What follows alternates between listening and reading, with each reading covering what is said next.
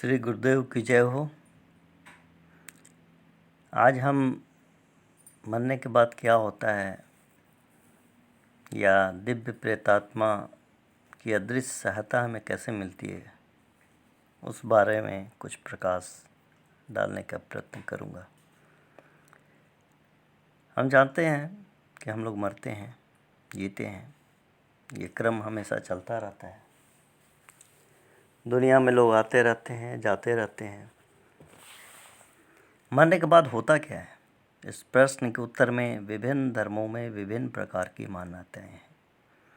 हिंदू धर्म, सनातनी धर्म शास्त्रों में भी कितने ही प्रकार के परलोक की स्थिति और वहाँ आत्माओं के निवास का वर्णन किया है।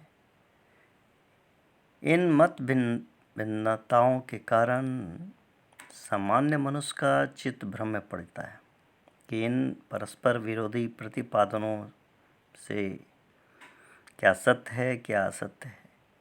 इतने पर भी एक तथ्य नितांत सत्य है कि मरने के बाद भी जीवात्मा का अस्तित्व समाप्त नहीं होता, या समाप्त नहीं हो जाता, यूँ कह सकते हैं हम लोग, वरन वह किसी न किसी रूप में बना ही रहता है।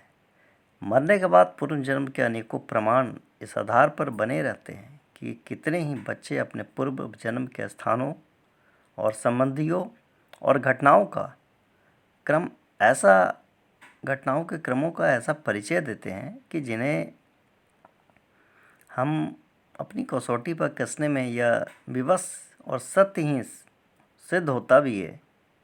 अपने पूर्व जन्म से बहुत दूर किसी स्थान पर जन्मे बच्चे का पूर्व जन्म के ऐसे विवरण बताने लगता है जो परीक्षा करने पर सही निकले। उसकी जांच पड़ताल हम लोग करते हैं, तो अगर सही निकले तो इस बात का प्रमाण बताता है कि मरने के बाद पुनः जन्म भी होता है।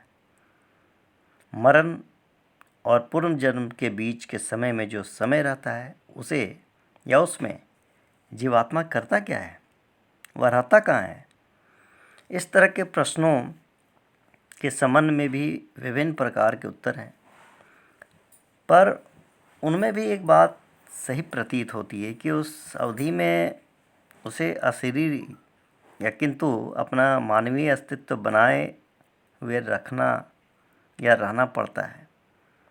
जीवन मुक्त आत्माओं की बात दूसरी है। वे नाटक की तरह जीवन का खेल खेलती हैं और अपना अभिष्ट उद्देश्य पूरा करने के उपरांत पुनः अपने लोक को लौट जाती हैं। इन्हें वस्तुओं और स्मृतियों या घटनाओं एवं व्यक्तियों का ना तो मोह होता है और ना उनकी कोई छाप इन पर रहती है। किंतु सामान्य आत्माओं के बारे में यह बात नहीं है। वे अपनी अतृप्त कामनाओं, विक्षोभ या संवेदनाओं, राग द्वेष की प्रतिक्रियाओं से उद्विग्न रहती हैं। इसलिए ययों के फलतः मरने से पूर्व वाले जन्म काल की स्मृति उन पर छाई रहती है और अपनी अतृप्त अभिलाषाओं को पूर्ण करने के लिए ताना बाना बुनते रहते हैं। पूर्ण शरीर न होने से वे कुछ अधिक तो नहीं कर सकते, पर सूक्ष्म शरीर से भी वे जिस तिस को अपना परिचय देते रहते हैं। कुछ सक्षम होते हैं इसमें और कुछ नहीं भी होते हैं। इस स्तर की आत्माएं भूत कहलाती हैं। वे दूसरों को डराती या दबाव देकर अपनी अतृप्त अभिलाषाएं को पूरा करने की सहायता करने के लिए विवश या बाधित करती हैं। भूतों के अनुभव प्रायः डरावने और हानिकारक ही होते हैं।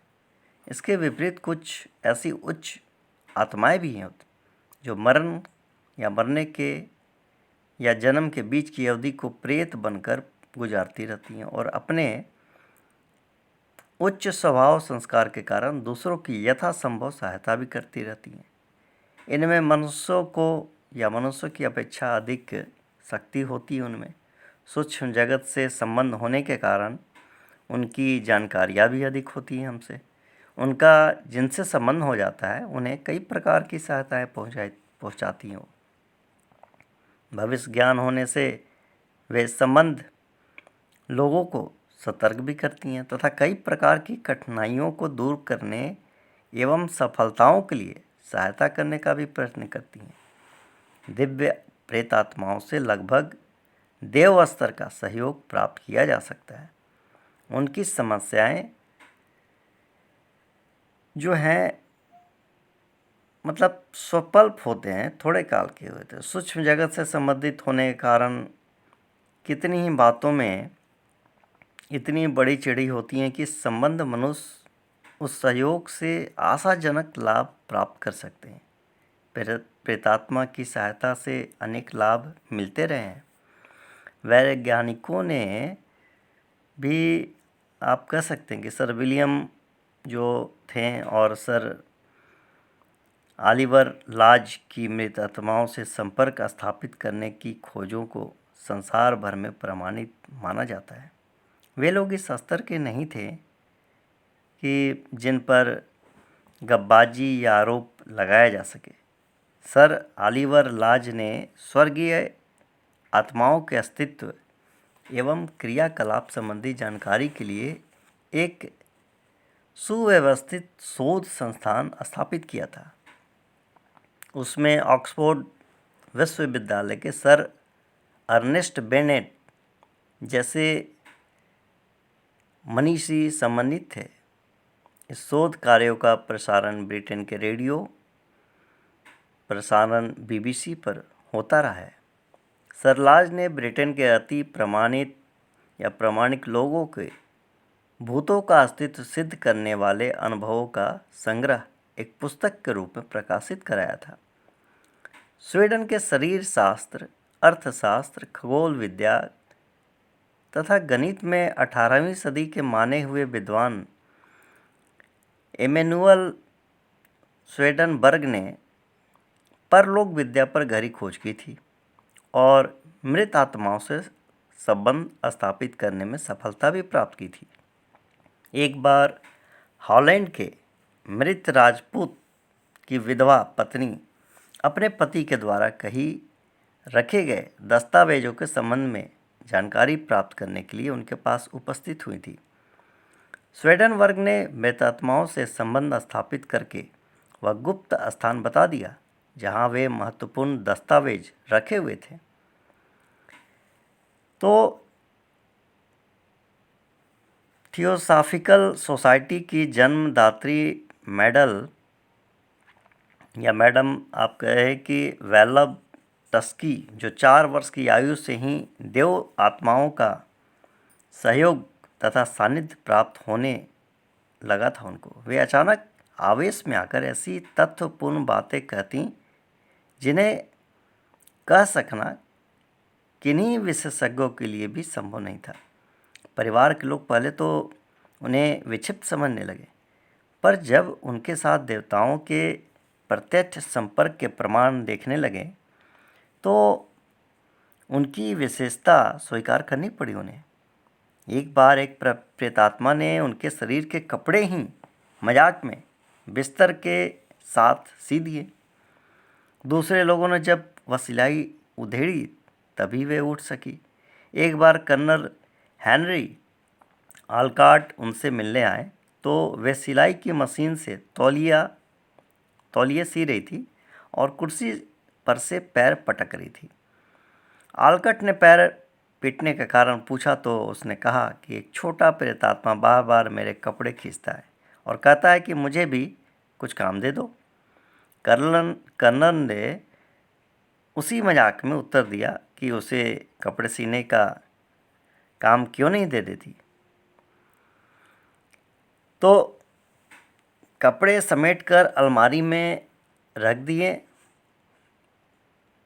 ब्लैटेस्की ने और उनसे बातें करने लगी।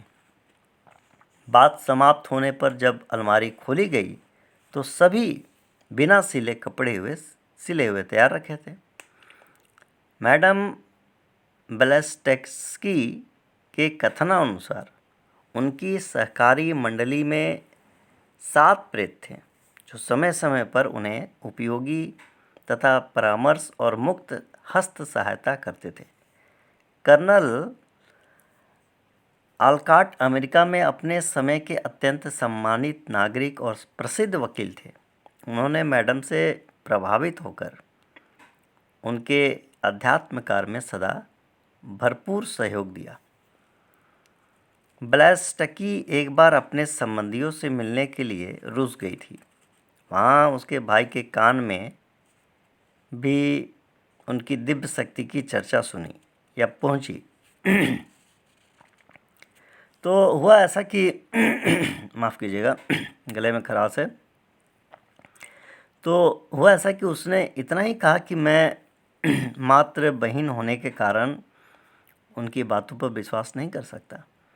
मैडम ने अपने भाई को एक हल्की सी मेज़ उठाकर लाने के लिए कहा। वह ले आया। अब उन्होंने फिर कहा कि इसे जहाँ से लाए हो वहीं रख दो। भाई ने भरपूर जोर लगाया, पर वह इतनी भारी हो गई कि किसी प्रकार न उठ सकी।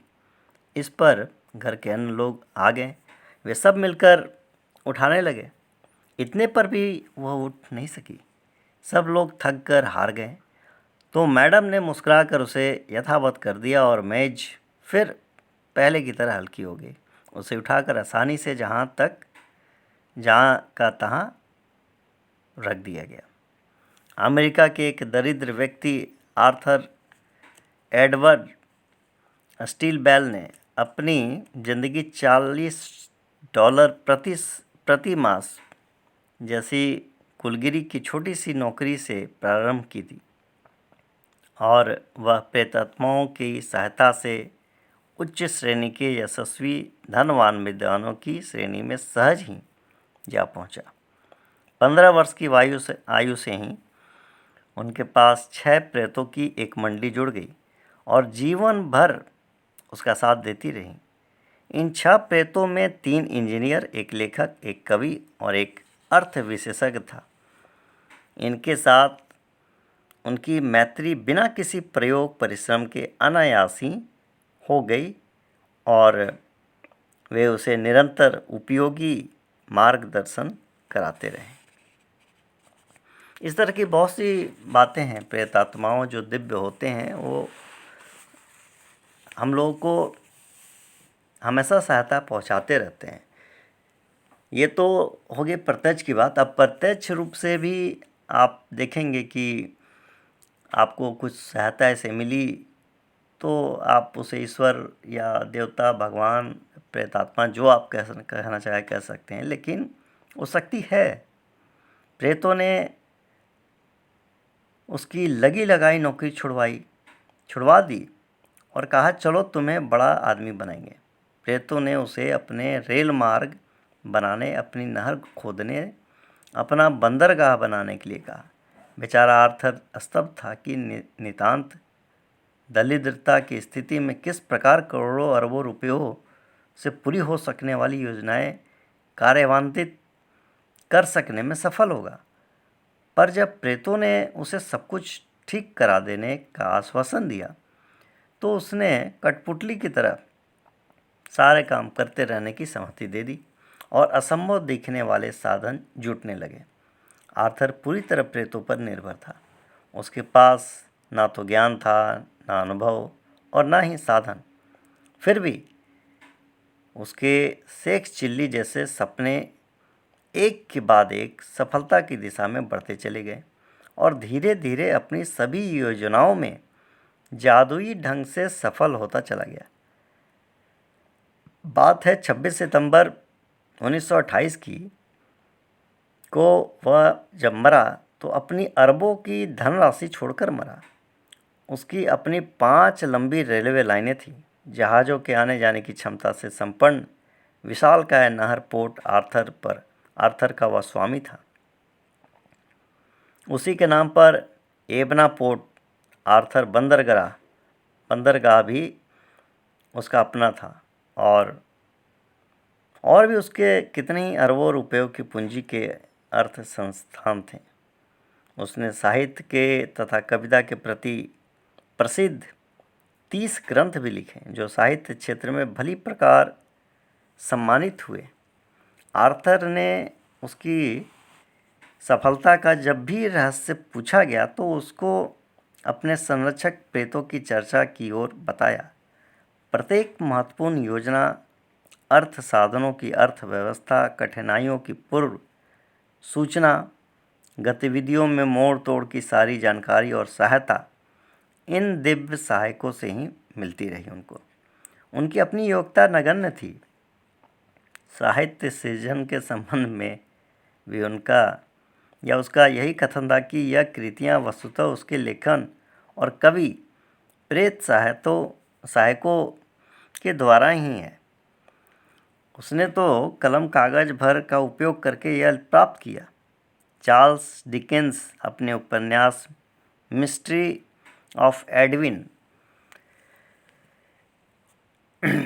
वुड के 20 अध्याय लिखकर ही स्वर्गवासी हो गए थे। मृत्यु के 2 वर्ष बाद उन्होंने थॉमस जेम्स को लिखने का माध्यम बनाने के लिए तैयार किया और उनकी कलम से अपना शेष कार्य स्वयं पूरा कराया। श्रीमती जान कपूर का टेलका उपन्यास विशेष रूप से और अन्य समान रूप से प्रख्यात हुए हैं। श्रीमती कपूर का कथन है कि इस लेखन में उन्हें किसी दिव्य आत्मा का मार्गदर्शन और सहयोग मिलता रहा है। अमेरिका की श्रीमती रूथ मॉन्टगोमरी का कथन है कि उनका ए वर्ल्ड बियॉन्ड ग्रंथ स्वर्गीय आर्थर फोर्ड की आत्मा ने बोल बोल कर लिखवाया। इंग्लैंड के सुप्रसिद्ध लेखक टोएल कोवर्ड ने अपनी प्रख्यात रचना दी विल्थे स्प्रिंट के संबंध में लिखा कि यह लेखन उसने किसी अदृश्य साथी के सहयोग से लिखा है।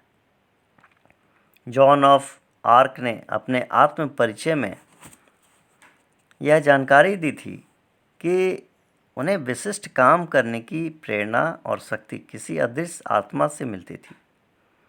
ब्रिटिश कस्बे ग्लॉस्टरशायर में रहने वाली 46 वर्षीय पैट्रिसिया मूलतः कनाडा की रहने वाली थी, लेखिका थी वो। उनका कहना है कि कई वर्ष पूर्व वे महान नाटककार जॉर्ज बर्नांडिसा से आयरलैंड की किलीन झील के तट पर एक होटल के एक कमरे में मिली थी और दोनों में प्यार हो गया। बर्नांडिस अपनी मृत्यु के बाद भी प्रतिदिन रात में मेरे कमरे में आकर मुझसे मिलते हैं। मृत्यु के उपरांत पहली रात जब उनकी आत्मा आती तो दोनों ने एक वरमाला तैयार कर ली। उसी के आधार पर दोनों में बातें होती। पैट्रिसिया जॉन बर्नांडिसा को बर्नी कहती है। उनके अनुसार बर्नी ने उन्हें एक अंगूठी विवाह की रस्म पर दी थी। यह विवाह बर्नार्ड शॉ के बाद हुआ। वह अंगूठी पैट्रिसिया की हथेली पर हरदम चमचमाती रहती है। पैट्रिसिया के एक बच्चा भी है जिसे वह शॉ का यानी अपने बर्नी का बताती है। हालांकि जॉर्ज बर्नार्ड शॉ की मृत्यु 10 वर्ष बाद यह बच्चा हुआ। पैट्रिसिया के अनुसार वह इन दिनों जो कुछ भी साहित्य लिख रही वह बर्नी की ही प्रेरणा से थी। उसके कमरे में जॉर्ज बर्नार्ड शॉ की एक बड़ी सी तस्वीर है। मकान में इस युग में भी कभी बिजली नहीं जलती। 12 कमरों वाले 2 मंजिले मकान में सिर्फ 2-3 कमरों में पुराने लैंप टिमटिमाते हैं। शेष भाग घने अंधकार में लिपटे रहते हैं। एकांत में वह अक्सर अदृश्य बनी से बातें करने लगती है। महान संत सुकरात के बारे में बताया जाता है कि प्रारंभिक जीवन में उन्हें धर्म, कर्म एवं अदृश्य जीवन पर कतई विश्वास नहीं था। एक दिन उन्हें एक प्रेत मिला। उसने अंतरिंद्रिय दर्शन की क्षमता उसमें विकसित करने हेतु भगवत भजन का परामर्श दिया। शीघ्र ही सुकरात की यह क्षमता विकसित हो गई। प्रेत उन्हें आजीवन विशिष्ट मामलों में जानकारी व परामर्श देता रहा। इससे सुकरात सहर्षों व्यक्तियों का कल्याण करते। उन्होंने बताया तो यह तथ्य अपने साथियों को भी, पर साथी सहयोगी प्रेत को देख नहीं सकते थे। अतः वे सुकरात के भविष्य कथन आदि को उन्हीं की चमत्कारिक शक्ति मानने लगे। सुकरात का इस प्रेत से सतत संपर्क रहता था। उसी के द्वारा वे कई रहस्यपूर्ण बातें जान जाते थे तथा भविष्य की घटनाओं का पूर्वाभास पा जाते थे। दी जेनियो सोक्रेटिस के अनुसार एक बार वे मार्ग में चलते चलते सहसा रुक गया तथा उस सड़क पर आगे खतरे की संभावना बता दूसरी ओर चलने लगे। उनके जिन साथियों को इस पर विश्वास न किया तो वे सड़क से गए और थोड़ी ही दूर पर जंगली सूअरों के आक्रमण से आहत हो गए। प्लेटो ने भी अपनी थीसिस में एक ऐसी घटना लिखी है। भोजन करते समय सुकरात के पास बैठा एक युवक तिमाकर्स सहसा उठकर जाने लगा तो सुकरात ने रोक कर कहा, तुम्हें यहाँ से जाने पर खतरा है। वह युवक माना और जाकर साथियों के साथ एक षड्यंत्र में भागीदार बन गया, जबकि पहले से उसे स्वयं भी इस षड्यंत्र की कोई जानकारी नहीं थी। तिमाकर्स ने उस षड्यंत्र में शामिल होकर एक व्यक्ति की हत्या कर दी और प्राण दंड का भागी बना। सुकरात पर जब मुकदमा चला तो प्राण दंड दिया जाने लगा। उस समय उसके पास ऐसे प्रमाण थे जो साधन थे जिसके कारण प्राण दंड से छुटकारा संभव था। एथेंस की जेल से उसके मित्र एवं शिष्य भगा ले जाने हेतु भी पूरी तैयारी कर चुके थे, किंतु सुकरात ने न्यायालय में स्वीकार किया कि अभी अभी मेरा देवता डेमन मेरे कानों में कहकर गया है कि मृत्यु दंड मिलेगा। उससे डरने की कोई बात नहीं। ऐसी मृत्यु मनुष्य के लिए श्रेष्ठकर होती है। इंग्लैंड के राजघराने में प्रेतात्माओं की अनुभूतियों का बहुत से किस्से प्रचलित हैं। डॉक्टर लीज ने अपनी लिखी 3 पुस्तकों में विस्तृत रूप से किया है इसका वर्णन। उस समय पंचम जॉर्ज राजकाज संभालते थे। उनकी बहन लुइस शीघ्र ही विधवा हो गई, लेकिन लुइस को अपने पति ड्यूक ऑफ फिक से बहुत प्यार था। मरने के बाद भी स्नेह में अंतर नहीं आया। अस्तु दिवंगत आत्मा ने लुइस से संपर्क बनाए रखा, किंतु लुइस भी संसार से शीघ्र ही उठ गई। बाद में उनके सचिव एलिजाबेथ गॉर्डन ने लुइस और उनके पति की प्रेतात्मा के मिलन, संभाषण आदि के संबंध में विस्तृत रूप से बताया। इसी प्रकार एडवर्ड सप्तम की पत्नी महारानी अलेक्जेंड्रा को प्रेतात्माओं पर अधिक विश्वास था। कहने का मतलब कि बुलाई गई एक प्रेतात्मा सेयांस ने उनसे आग्रह किया कि सम्राट एडवर्ड अब कुछ ही दिन जीवित रह सकेंगे। महारानी विंडसर प्रासाद में रह रही थी। सम्राट संबंधी उन्हें समाचार मिला कि वे कुछ अस्वस्थ हैं। फिर भी महारानी प्रेतात्मा के संदेश के अनुसार वहां पहुंची। एडवर्ड बेहोश थे, केवल रानी को देखकर वे परलोकवासी हो गए। तो स्पिरिचुअलिटी अगर देखा जाए तो एलियंस में एक घड़ी है जिसे महारानी विक्टोरिया ने कुमारी जॉर्जियाना इंगल को इसीलिए भेंट दी थी कि उसने प्रेतात्मा का आह्वान करके महारानी को प्रेतात्माओं के संबंध में विश्वास दिलाया था। अनेक प्रमाण प्रस्तुत करने पर महारानी प्रेतात्माओं के अस्तित्व को पूर्णतः मान्यता देने लगी। सन 1901 में महारानी संसार से विदा हो गई, किंतु प्रेत आह्वान संस्थान की संचालिका एटाराइट ने उनकी आवाज़ लोगों को प्रत्यक्ष सुनवाई तो सभी आश्चर्य हो उठे। महारानी विक्टोरिया शीघ्र ही विधवा हो गई। किंतु महारानी ने अपने पति प्रिंस अल्बर्ट से संबंध R.D.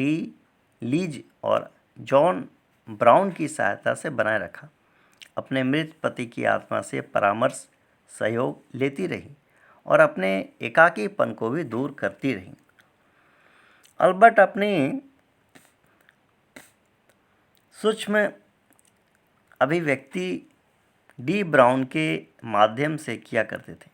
प्रेतात्मा जो अधिकारी व्यक्ति होता है उसी के माध्यम से अभिव्यक्त होती है। लीज ने ही ब्राउन को खोज निकाला था। लीज के इस प्रकार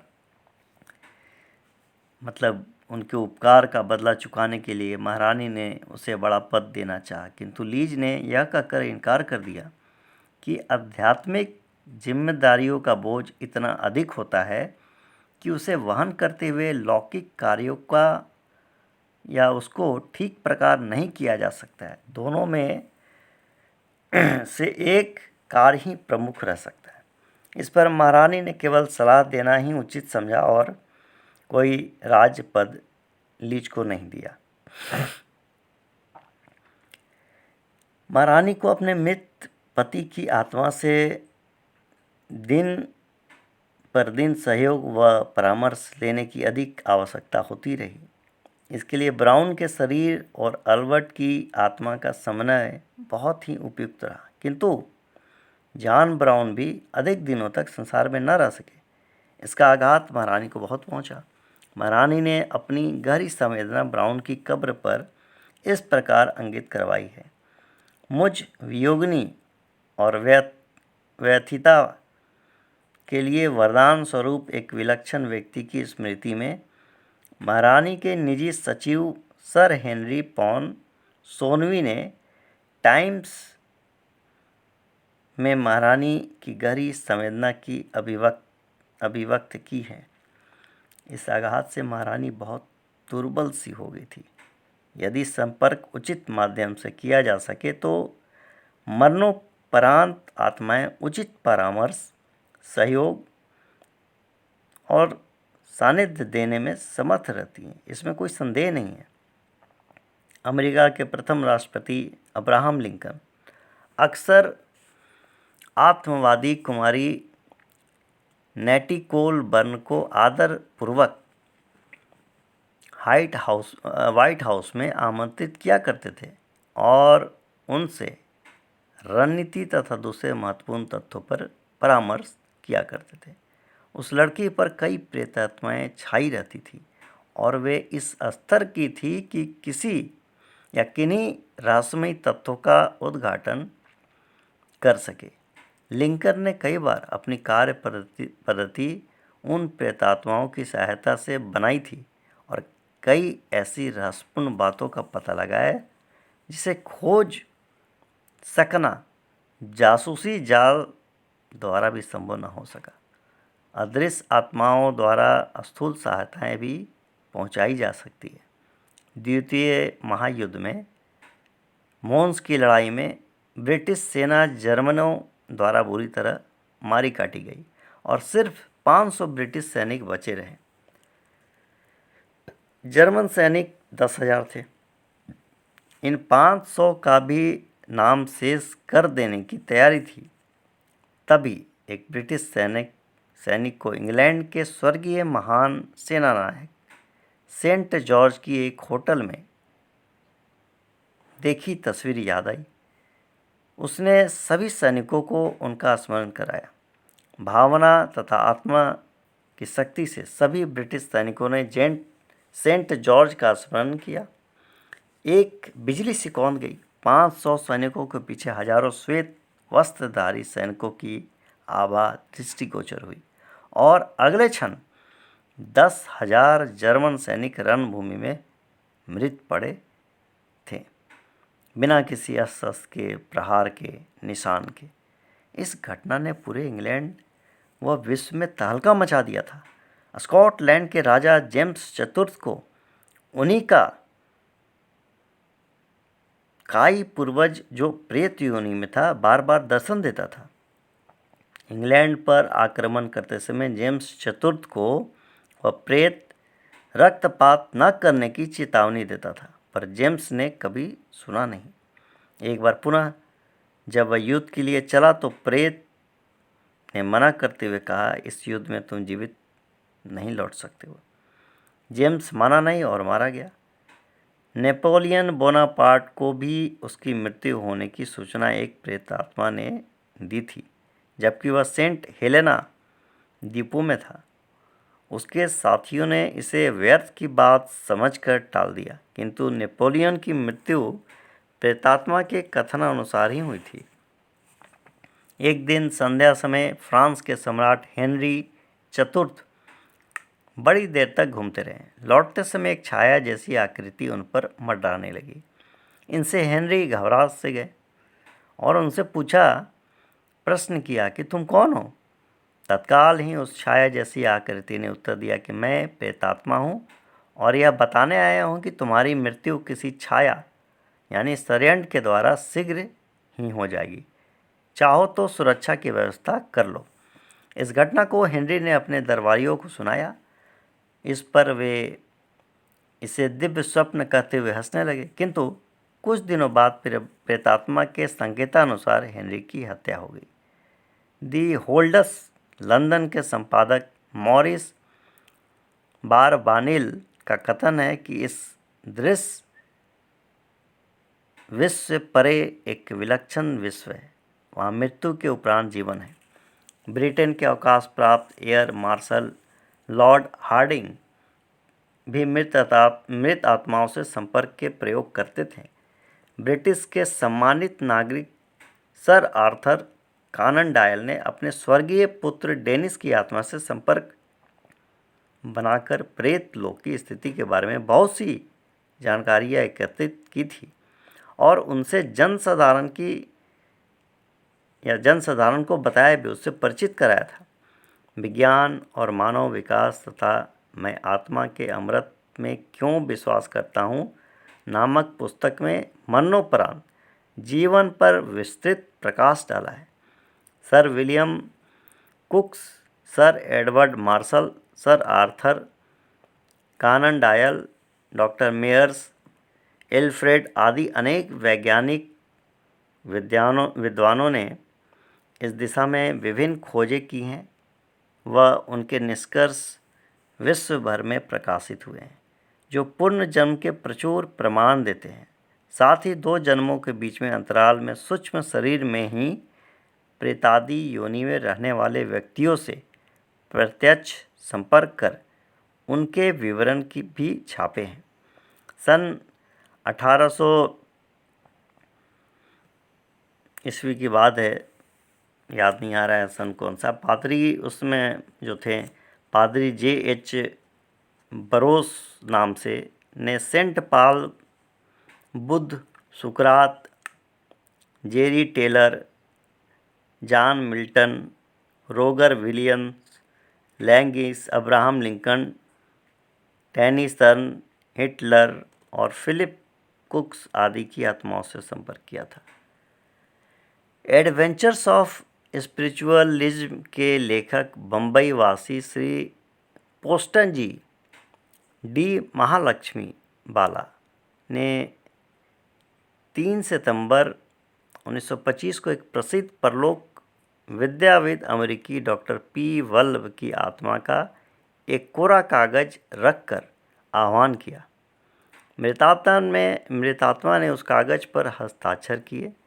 वे हस्ताक्षर डॉक्टर पी वल्लभ के पिछले हस्ताक्षरों से मिलाए गए। वे हूबहू वैसे ही थे। थियोसॉफिकल सोसाइटी के मुताबिक यह सुविख्यात संत लेड विटर की पुस्तक है स्पिरिचुअल हीलिंग। उसमें भी कहा गया है कि मृत्यु के उपरांत जीव विचार लोक में जीवित रहता है। यह पदार्थ जगत उस विचार जगत की छाया मात्र है।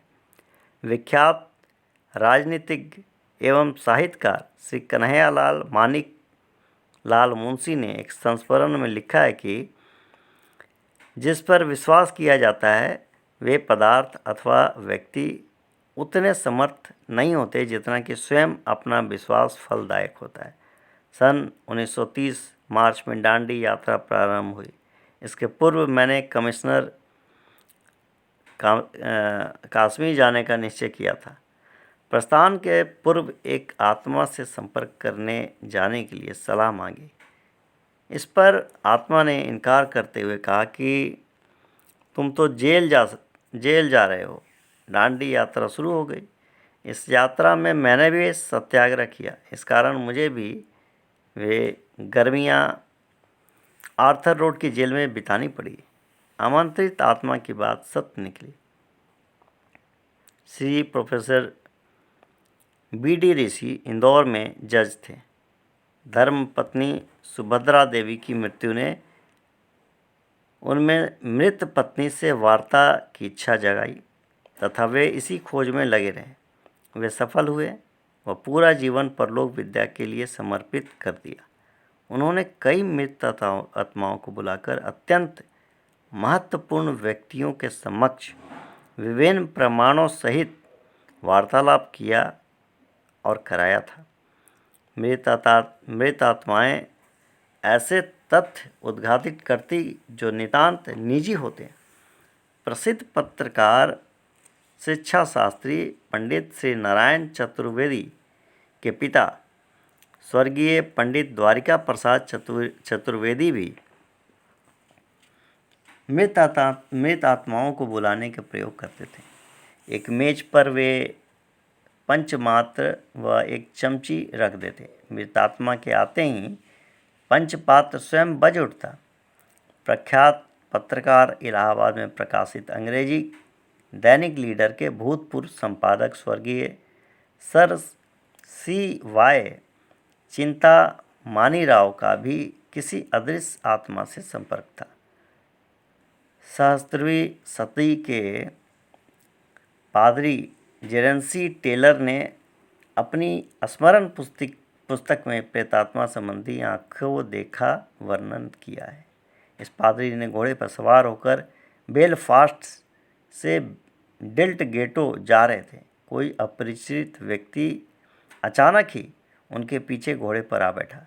उसने बैठने का कारण पूछने पर उसने अपना नाम हैडक जेम्स बताते हुए कहा, आप मेरी पत्नी तक संदेश पहुंचा देवें कि उसका नया पति शीघ्र ही उसकी हत्या करने वाला है।